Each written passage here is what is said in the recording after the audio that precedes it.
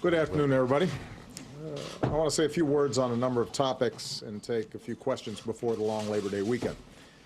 First, beginning with the number one thing that most Americans care about, the economy.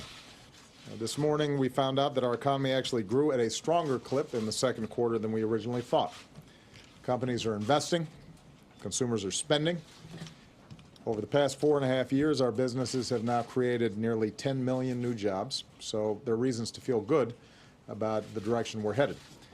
But, as everybody knows, there's a lot more that we should be doing to make sure that all Americans benefit from the progress that we've made, and I'm going to be pushing Congress hard on this when they return next week.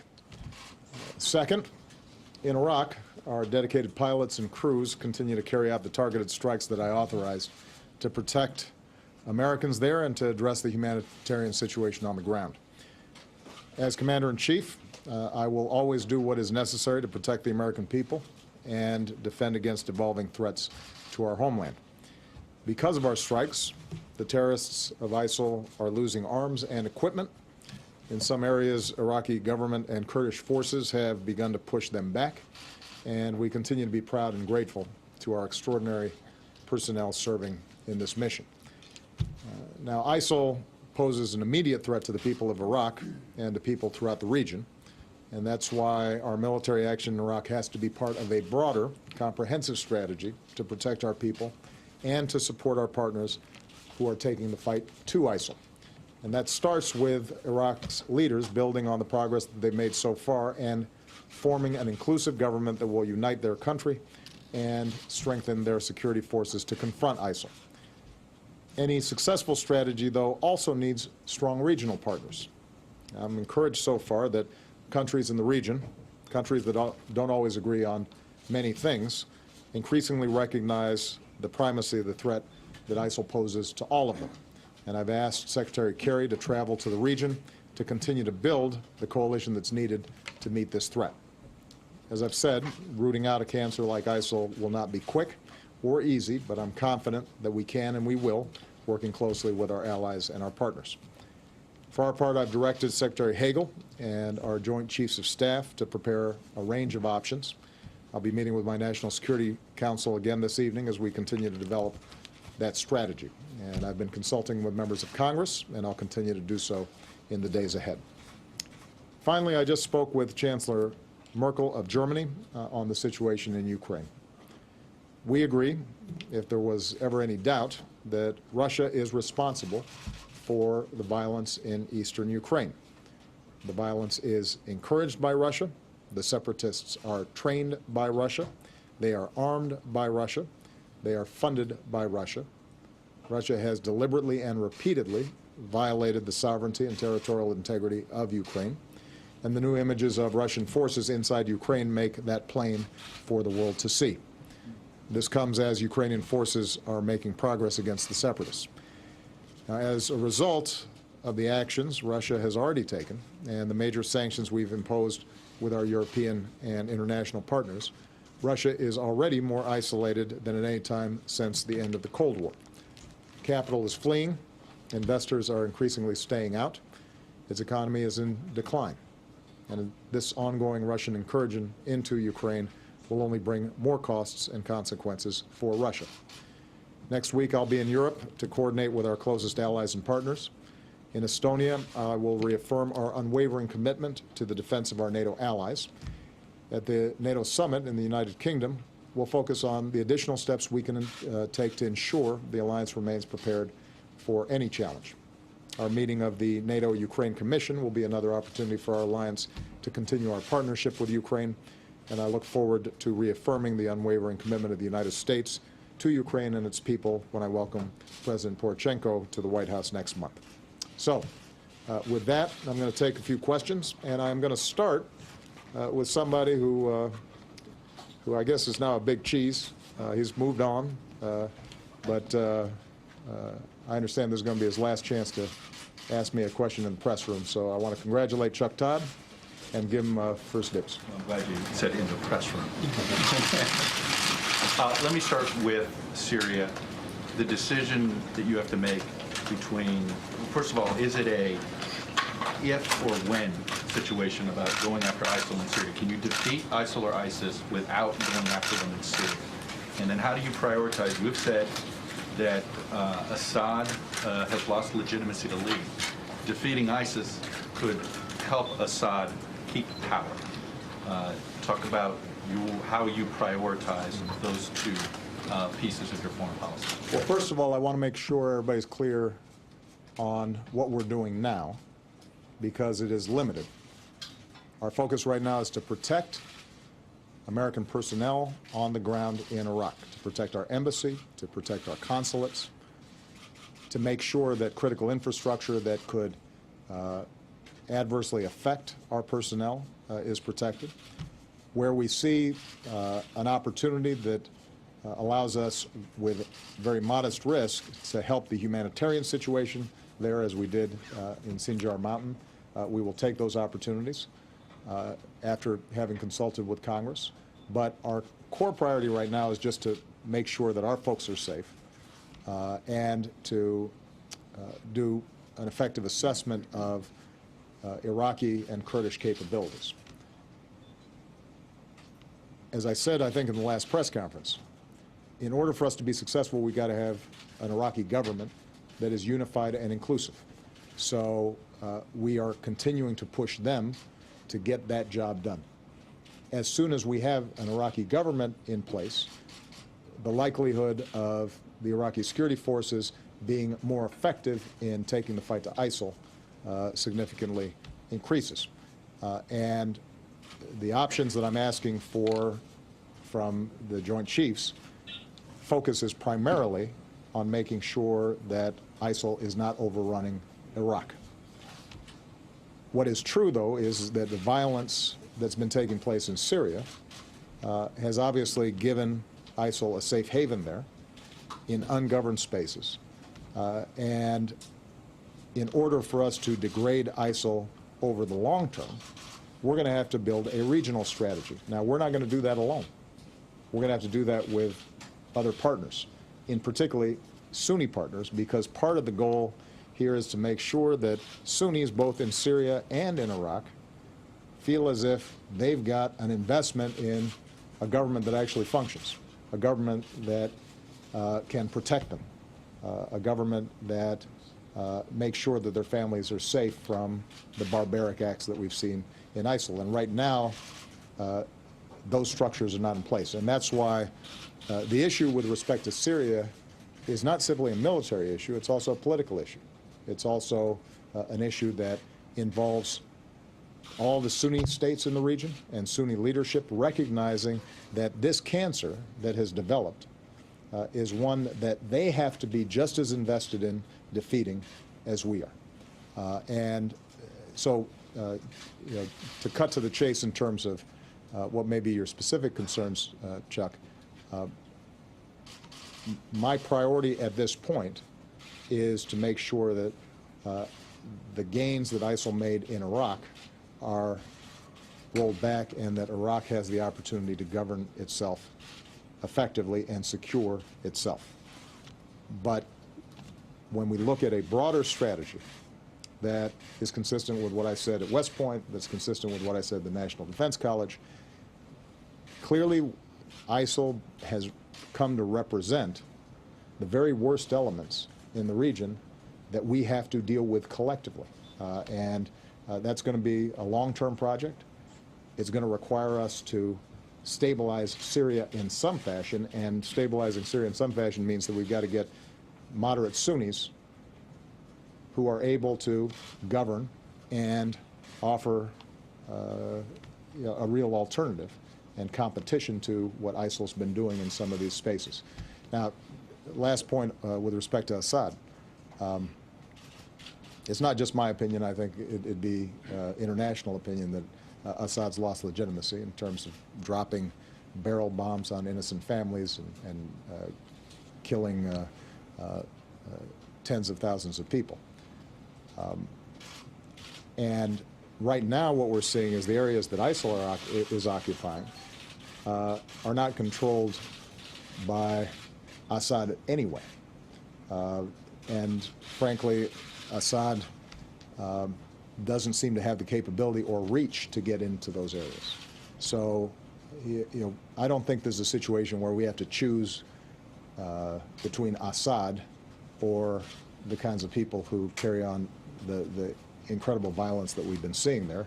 We will continue to support a moderate opposition inside of Syria, in part because we have to give people inside of Syria a choice other than ISIL or Assad. And I don't see any scenario in which Assad somehow is able to bring peace and stability to a region that is majority Sunni and has not so far shown any willingness to share power with them or in any kind of significant way deal with the long-standing grievances that they have there. Congress's approval going to Syria? I have consulted with Congress throughout this process. I am confident that as Commander-in-Chief, I have the authorities to engage in the acts that we are conducting currently. As our strategy develops, we will continue to consult with Congress, and I do think that it'll be important for Congress to weigh in, and or that our consultations with Congress continue to develop, so that the American people are part of the debate. But I don't want to put the cart before the horse. We don't have a strategy yet. I think what I've seen in some of the news reports suggests that folks are getting a little further ahead of where we're at than we currently are. And I think that's not just my assessment, but the assessment of our military as well. We need to make sure that we've got clear plans, that we're developing them. At that point, I will consult with Congress and make sure that their voices are heard. But there's no point in me asking for action on the part of Congress before I know exactly what it is that is going to be required for us to get the job done. All right. Colleen McCain-Nelson. There you go. Do you consider today's escalation in Ukraine an invasion? And when you talk about additional costs to Russia, are you ready at this point to impose broader economic sanctions, or are you considering other responses that go beyond sanctions? I consider the actions that we've seen in the last week a continuation of what's been taking place for months now. As I said in my opening statement, there is no doubt that this is not a homegrown indigenous uprising in eastern Ukraine. The separatists are backed, trained, armed, financed by Russia. Throughout this process, we've seen deep Russian involvement in everything that they've done. I think in part because of the progress that you had seen by the Ukrainians around Donetsk and Luhansk. Russia determined that it had to be a little more overt in what it had already been doing. But it's not really a shift. What we have seen, though, is that President Putin and Russia have repeatedly passed by potential off-ramps to resolve this diplomatically. And so in our consultations with our European allies and partners, my expectation is that we will take additional steps, primarily because we have not seen any meaningful action on the part of Russia to actually try to resolve this in diplomatic fashion. And I think that the sanctions that we've already applied have been effective. Our intelligence shows that the Russians know they've been effective, even though it may not appear on Russian television. And I think there are ways for us to deepen or expand the scope of some of that work. But ultimately, I think what's important to recognize is the degree to which Russian decision-making is isolating Russia. They're doing this to themselves. And what I've been encouraged by is the degree to which our European partners recognize, even though they are bearing a cost in implementing these sanctions, they understand that a broader principle is at stake. And so I look forward to the consultations that we'll have when I see them next week. Okay. Zeke Miller. Thank you, Mr. President. There you go. Last year you said that you believe our democracy is stronger when the president acts with the support of Congress. Yeah. In response to Chuck's question, you said you don't have a strategy yet, but you'll reconsider that going forward. But why didn't you go to Congress before this current round of strikes in Iraq? If do you not believe that that's the case anymore? What you said last year, and throughout your career, you've also said that you've raised concerns with the expansion of powers with the executive. Are you concerned that your recent actions unilaterally have maybe cut against that? No, and here's why. It is not just part of my responsibility, but it is a sacred duty for me as Commander-in-Chief to protect the American people. And that requires me to act fast based on information I receive if an embassy of ours or a consulate of ours is being threatened. The decisions I made were based on very concrete assessments about the possibility that that Erbil might be overrun in the Kurdish region and that our consulate could be in danger. And I can't afford to wait in order to make sure that those folks are protected. But throughout this process, we've consulted closely with Congress, and the feedback I've gotten from Congress is that we're doing the right thing. Now, as we go forward, as I described to Chuck, and look at a broader regional strategy with an international coalition and partners to systematically degrade ISIL's capacity to engage in the terrible violence and disruptions that they've been engaging in, not just in Syria, not just in Iraq, but potentially elsewhere if we don't nip this at the bud, then those consultations with Congress for something that is longer term, I think, become more relevant. And it is my intention that Congress has to have some buy-in as representatives of the American people. And by the way, the American people need to hear what that strategy is. But as I said to Chuck, I don't want to put the cart before the horse. And in some of the media reports, the suggestion seems to have been that we're about to go full scale on an elaborate strategy for defeating ISIL. And the suggestion, I guess, has been that we'll start moving forward imminently, and somehow Congress, still out of town, is going to be left in the dark. That's not what's going to happen. We are going to continue to focus on protecting the American people. We're going to continue to, where we can, to engage in the sort of humanitarian acts that saved so many folks who were trapped on a mountain. We are going to work politically and diplomatically with folks in the region, and we're going to cobble together the kind of coalition that we need for a long-term strategy. As soon as we are able to fit together the military, political, and economic components of that strategy, there will be a military aspect to that, and it's going to be important for Congress to know what that is, in part because it may cost some money. Okay, I'll just take a couple more. Yeah. Mr. President, do you regret not moving on ISIS earlier? There are some reports indicating that most of the weapons, the U.S. weapons that they have, they got it or they acquired it after the fall of Mosul. And also, the Iraqi president said today that the Iraqi forces are in no position to stand up to ISIS. What makes you think that forming a new government will change the situation? Well, once ISIL got into Mosul, that posed a big problem, because there's no doubt that they were able to capture some weapons and resources that they've then used to finance additional operations. And at that stage, we immediately contacted the Iraqi government. Keep in mind, we had been in communications with the Iraqi government for more than a year, indicating that we saw significant problems in the Sunni areas. Prime Minister Maliki was not as responsive, perhaps, as we would have liked to some of the underlying political grievances that existed at the time. There is no doubt that in order for Iraq's security forces to be successful, they're going to need help. They're going to need help from us. They're going to need help from our international partners. They're going to need additional training. They're going to need additional equipment.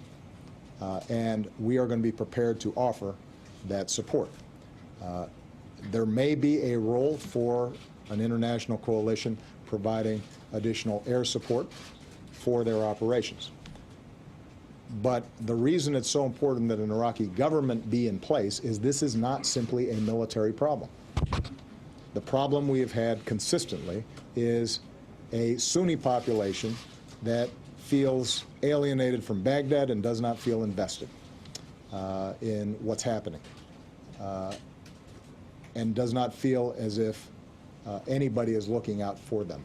If we can get a government in place that provides Sunnis some hope that a national government serves their interests, if they can regain some confidence and trust that it will follow through on commitments that were made way back in 2006 and 2007 and 2008 and earlier about how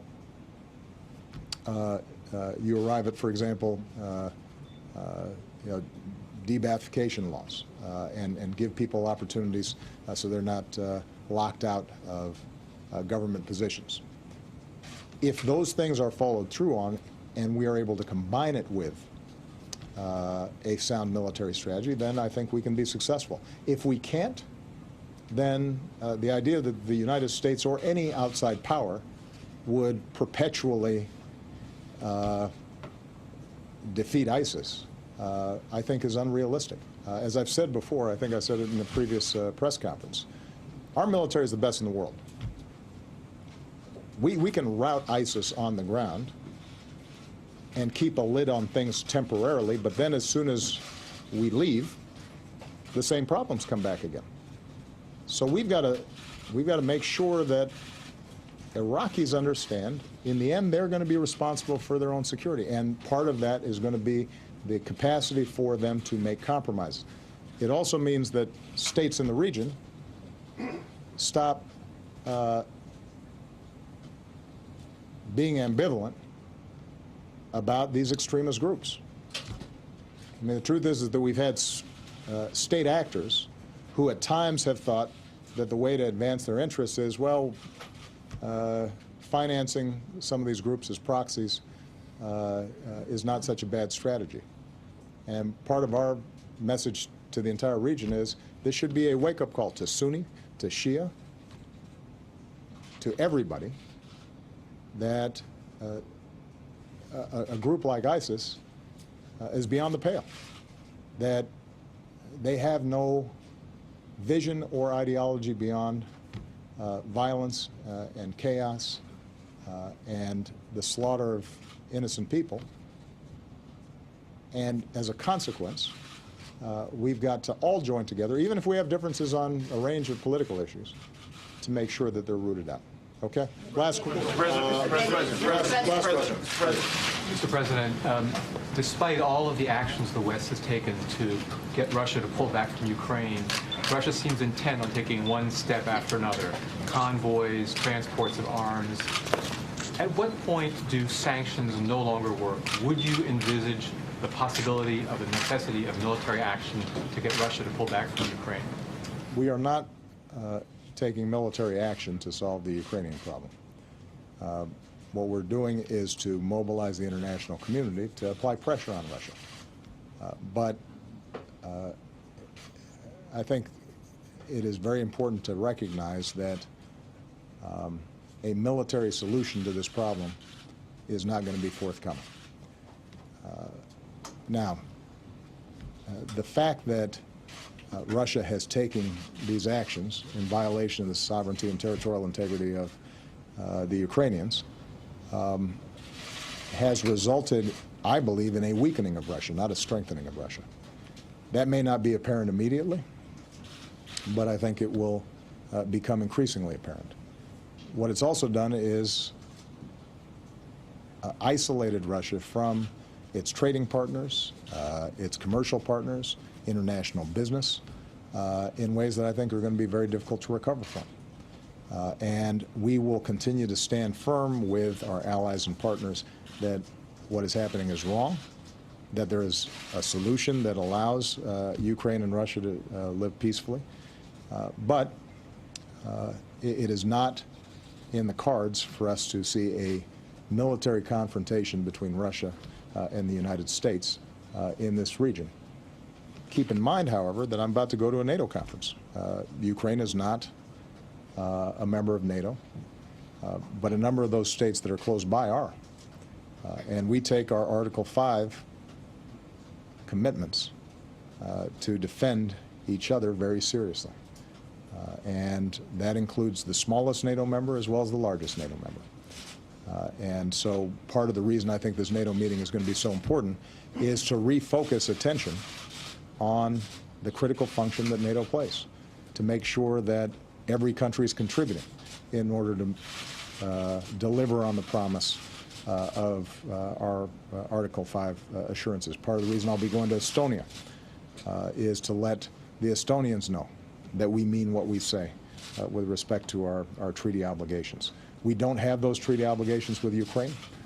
We do, however, stand shoulder to shoulder with them, and we're doing not just a lot of work diplomatically, but also financially in order to make sure that they have the best chance at dealing with what is admittedly a very difficult situation. Sending arms to the Ukrainians. Okay.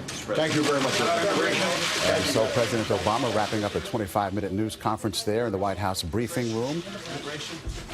Maybe he has one more question. Executive decision-making going to impact your decision on immigration reform? Some people say you're going to delay. Let me just say this. I've been very clear about the fact that our immigration system is broken and needs to be fixed. And my preference continues to be that Congress act. I don't think anybody thinks that Congress is going to act in the short term, but hope springs eternal that after the midterm elections they may act.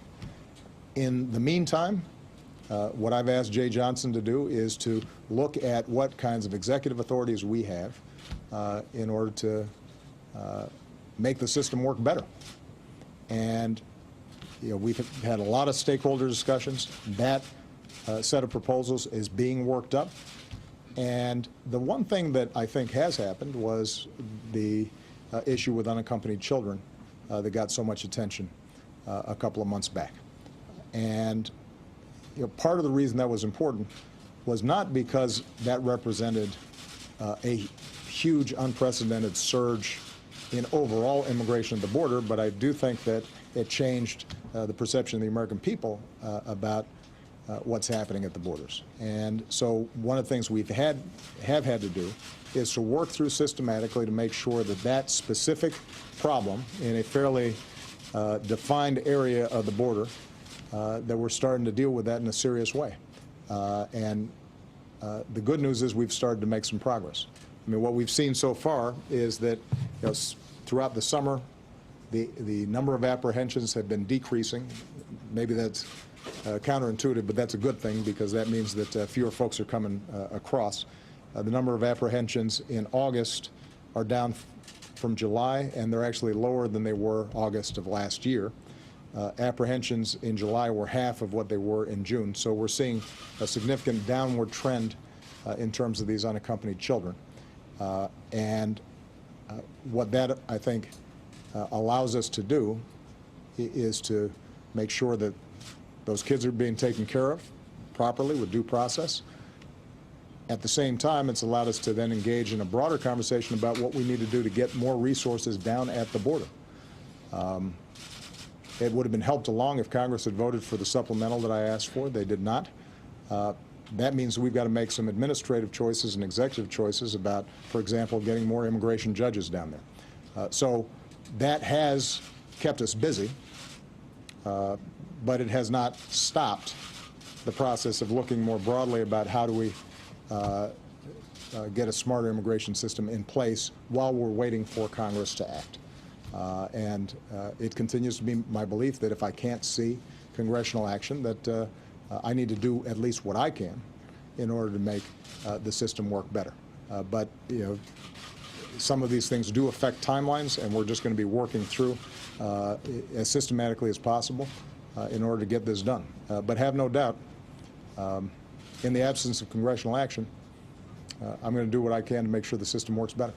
All right? Thank you, guys. Okay, the president now wrapping up there in the White House briefing room, where the main headline today after that 30-minute news conference is that there's no decision been made yet on bombing ISIS targets in Syria. He was asked about getting congressional approval to do just that.